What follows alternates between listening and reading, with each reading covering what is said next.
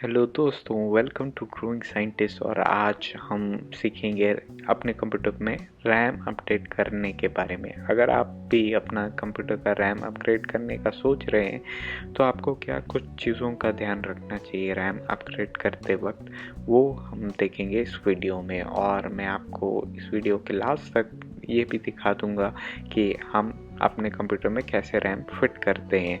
तो वीडियो के एंड तक ज़रूर बने रहिएगा और इस वीडियो को, इस चैनल को सब्सक्राइब करें अगर आपने अभी तक नहीं किया है। तो जैसे कि आप देख सकते हैं, मैं अपने क्रोम में हूँ और मैं अपने कंप्यूटर का मॉडल नंबर सर्च कर रहा हूँ। मेरे कंप्यूटर का मॉडल नंबर है HP Pro 3005 MT। तो अभी मैं ये लिख के सर्च कर रहा हूँ और आप देख सकते हैं ये पहला लिंक HP का ही है।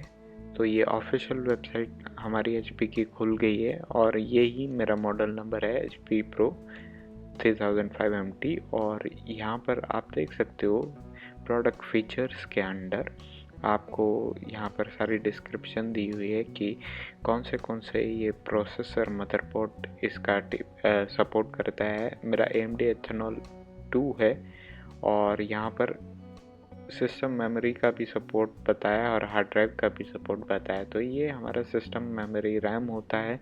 और यहाँ पर आप देख सकते हो कि ये motherboard maximum 8 GB DDR3 RAM 1333 MHz frequency का सपोर्ट करता है। अब 1333 MHz फ्रीक्वेंसी, और यहाँ पर एक और चीज़ लिखा है 1066 MHz, ये भी फ्रीक्वेंसी दी हुई है। ये मदरबोर्ड सपोर्ट करती है।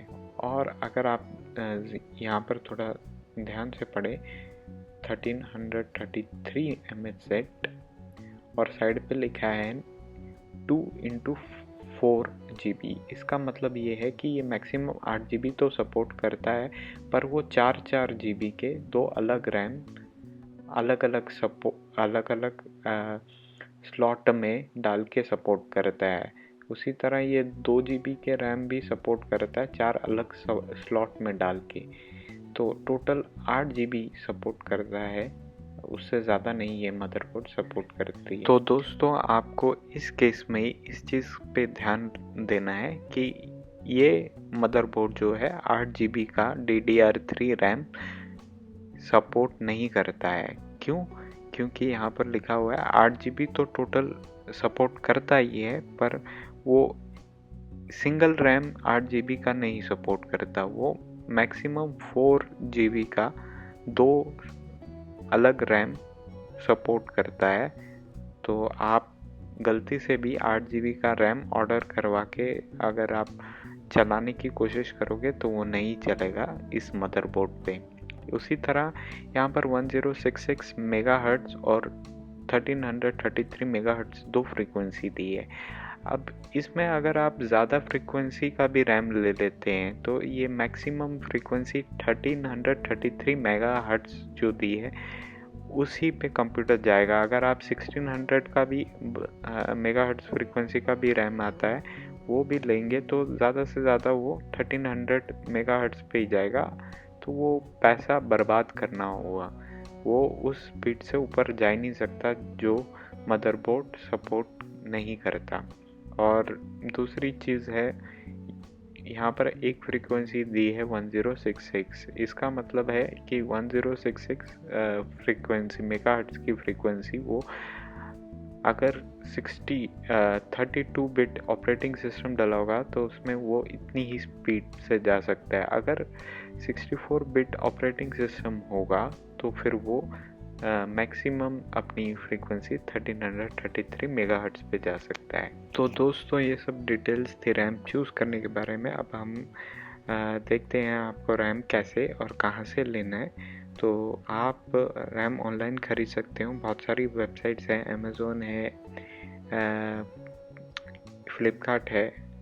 तो आप इनमें से किसी भी वेबसाइट से ले सकते हैं जो आपको ठीक लगे फ्रीक्वेंसी का आपके कंप्यूटर की कॉन्फ़िगरेशन के हिसाब से। तो ये मैंने साइमनट्रॉनिक्स का लिया और ये अमेज़ोन से ऑर्डर कराया। ये 4 GB रैम है और ये मुझे 1300 रुपये का पड़ा। और जो मेरा पहले से जो रैम कंप्यूटर में फिट है वो है 2 GB का, वो भी सेम फ्रीक्वेंसी का है 1333 मेगाहर्ट्ज़ का। तो अब मैं इस रैम को उस रैम के साथ सेम स्लॉट में भी लगा सकता हूँ, क्योंकि दोनों की फ्रीक्वेंसी सेम है। अगर मैं कोई दूसरी फ्रीक्वेंसी का रैम लेता, मान लो कि 1600 मेगाहर्ट्ज़ का लेता, तो फिर वो दोनों रैम सेम स्लॉट में नहीं डलते, अलग अलग स्लॉट में लगते, पर दोनों चल जाते और तब दोनों की कंबाइंड स्पीड होती जो मैक्सिमम स्पीड मेरा मदरबोर्ड सपोर्ट करती है। अगर मान लो कि 1300 मेगाहर्ट्ज़ से एक की स्पीड है और दूसरे की 1600, तो 1333 मेगाहर्ट्ज़ फ्रीक्वेंसी चलती। तो अभी हम ये रैम फिट करेंगे, तो मैं ये रैम निकाल रहा हूँ। और अब मैंने अपने CPU को भी लिटा दिया है। अब मैं इसका नट खोलूँगा। जैसे कि आप अपने CPU को खोलते हैं, आप अपने CPU को जैसे खोल सकते हैं वैसे खोलिए। और अब मैं आपको दिखाता हूँ, इसको हमें खींचना है कवर को और ध्यान से उठाना है। और अब मैं आपको दिखाता हूँ मेरा पुराना रैम जो है 2 GB का, वो कहाँ पर फिट है। और रैम कैसे, आपने देख ही लिया होगा, ये वीडियो गेम जो पहले आती थी उसकी कैसेट की तरह दिखता है। तो यहाँ पर हमारा रैम फिट होता है। थोड़ा मैं आपको और नज़दीक से दिखाता हूँ। तो ये हमारा रैम है, ये यहाँ पर फिट जो हुआ है वाइट वाले पे। तो इस रैम को खोलना कैसे है, मैं इसको खोलने का तरीका होता है ऐसे ही, ये जो बटन होता है इसको आप ऐसे दबाओगे तो खुलता है। 2 बटन होते हैं, यहाँ पर ऐसे दबाओगे तो खुलता है और ऐसे करके बंद हो जाता है, ऐसे करके बंद हो जाता है। तो अब इसको खोलना हो तो इसको ऐसे करके दबाओगे, ऐसे करके दबाओगे और दूसरी साइड से भी आप ऐसे करके दबाओगे और इसको फिर उसके बाद खींच लोगे तो ये ऐसे आ जाए। ये आपको लगाते वक्त आपको देखना होगा, ये 2 GB है, जैसे दिख रहा है 2 GB DDR3 1333 मेगाहर्ट्ज़ का है। आपको जो दूसरा लगाना है, अगर ये मदरबोर्ड सपोर्ट करता है 8 GB टोटल, तो इसका जो दूसरा है ये भी 4 GB DDR3 1333 मेगाहर्ट्ज़ का मैंने मंगवाया है। और ये लगाने का भी तरीका वैसे ही है। पहले हम एक लगाएंगे, सबसे पहले एक लगा के चेक करेंगे कंप्यूटर पे। वैसे ही आपको लगाना है इसको, तो आपको लगाना है, कट देख लेना कट किस तरफ है। इसका कट, ये कट जिस तरफ है, और यहाँ पर आपको कट भी दिख जाएगा, उस कट को देखना है आपको और आपको फिर वैसे ही सीधा लगाना है कट के हिसाब से, ये अपने आप फिट आ जाएगा। देखिए एकदम कट में डाला है मैंने, यहाँ पर इसका कट है और आपको ये पूरा दबा देना है। कई बार ऐसे आप दबा दोगे तो वो अपने आप लॉक हो जाता है, जैसे मैं आपको दिखा रहा हूँ। यहाँ से दबाओ, दबा दोगे तो वो अपने आप लॉक हो जाता है। ठीक है, अब ऑन करके देखते हैं। पावर से ये कनेक्टेड है,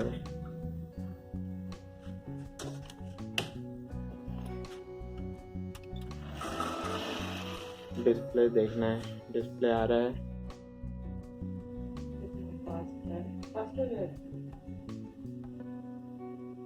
डिस्प्ले आ रहा है, ये रैम चल रहा है।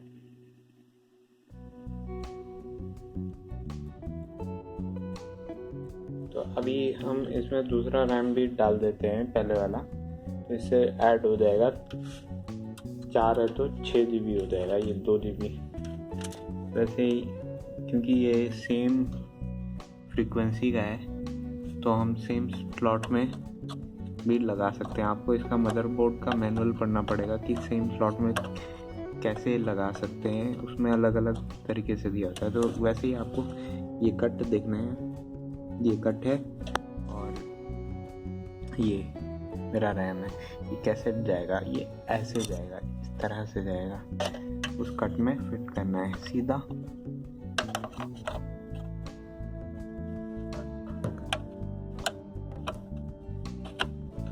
ऐसे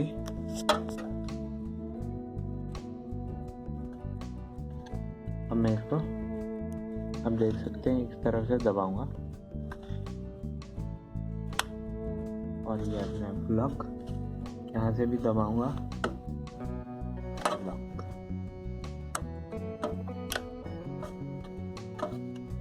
ठीक है, अब एक बार फिर से दोनों रैम लग गए, ये लगा के चेक करेंगे।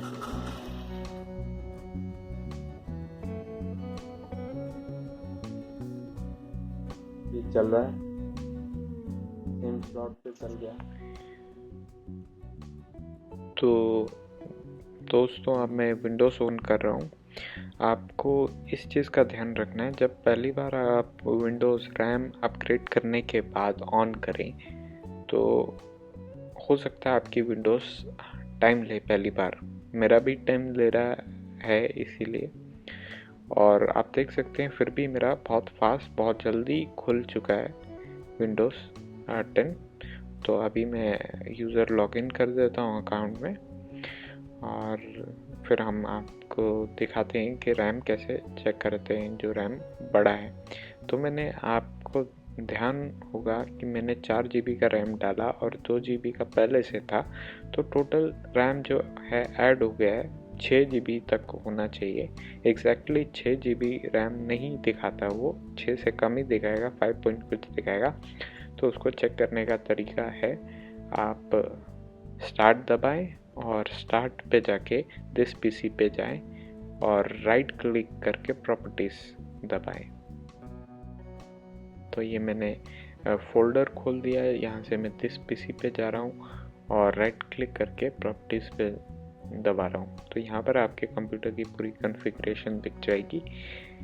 तो आप देख सकते हैं AMD एथेनॉल मेरा प्रोसेसर है, 6 GB रैम है, 5.75 यूजेबल दिखा रहा है और 64 बिट ऑपरेटिंग सिस्टम है। तो ये था छोटा सा ट्यूटोरियल। आपको इस वीडियो पे दी हुई जानकारी कैसी लगी ज़रूर बताएं कमेंट करके। इस वीडियो को लाइक करें, शेयर करें और इस चैनल को सब्सक्राइब करें। मैं ऐसी वीडियोस डालता रहता हूँ। Thank you.